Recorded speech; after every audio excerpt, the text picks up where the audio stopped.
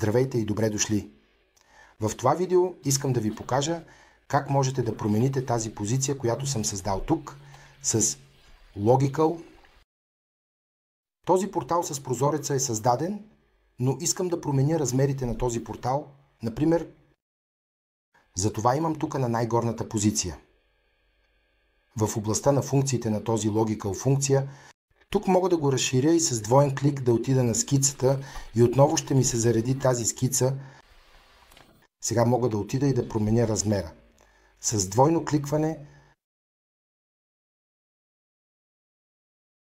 веднага щом натисна приложи тук, автоматично ще се върна в Logical и ще ми бъдат предадени коригираните стойности.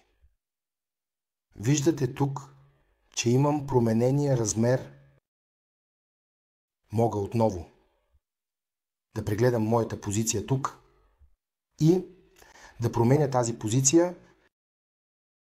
Сега моят елемент или моята позиция в Logical е променена.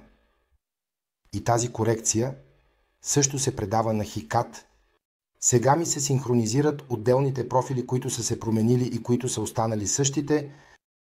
И така, аз сравнително бързо коригирах тази промяна и направих тази промяна идентична на двете места,